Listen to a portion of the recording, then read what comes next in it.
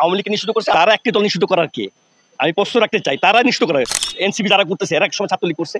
অল্প অল্প ছেলেমেয়েরা যদি আজকে মনে করে পুরো বাংলাদেশে তারা তো বোকার স্বর্গে বাস করছে। তারা নিষিদ্ধ করে দেবে, পার্টি হিসেবে ভাঙচুর করবে। সারা বাংলাদেশের জনগণ কি সব বোকা? জাতীয় পার্টির শিকড় অনেক গভীরে। এই শিকড় উপড়ে ফেলা অনেক কঠিন ব্যাপার। তারা একটা মিছিল নিয়ে বিজয়নগর ঘুরে যাওয়ার পথে এখানে তারা স্টে করেছে। স্টে করার পর তারা দুই একজন বিপদগামী ছেলেপেলেরা ইট পাখির এখানে দুই একটা ইটটা মেরেছে। আর বাকিগুলো নেতৃবৃন্দ তারা বলছে যে ইট পাখি মারা যাবে না। এর মধ্যে প্রশাসন আসার পর তারা এখান থেকে চলবে না। তখন ছিল না, তার আধা ঘন্টা পর তারা রমনা থানার ফোর্স সেখানে গেছিল না। তখন আমাদের লোকজন আসে নাই, আসতেছিল দুই একজন ছিল, কর্মচারী ছিল 4 জন আর একজন ছিল।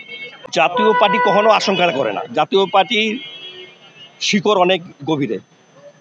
এই শিকড় উপড়ে ফেলা অনেক কঠিন ব্যাপার।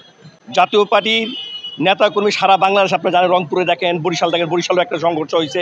সারা বাংলাদেশে জাতীয় পার্টি একটা শক্তিশালী একটা সংগঠন আছে। জাতীয় পার্টি ভীত হয়ে কারো কাছে মাথা নত করে না। এটা জাতীয় পার্টি এরশাদ, আমাদের অহংকার, এই এরশাদ আমাদের বিশ্বাসের উপরেই আমরা জাতীয় পার্টি নেতা কর্মী রাজনীতি করি। একটি দল নিষিদ্ধ করার কে? আমি প্রশ্ন রাখতে চাই, তারা নিষিদ্ধ করে সরকার নিষিদ্ধ করার মালিক। সেখানে তারা তো রাজনীতি নিষিদ্ধ করার মালিক না। তারা দাবি তুলতে পারে।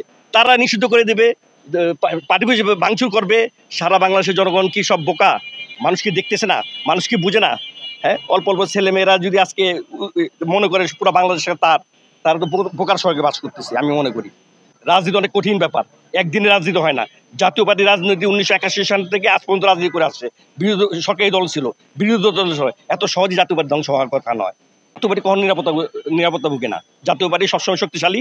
জাতীয় পার্টি সন্ত্রাস এবং জঙ্গিবাদের বিরুদ্ধে সবসময় থাকবে, এবং জাতীয় পার্টিকে ধ্বংস করা এত সহজ বিষয় না।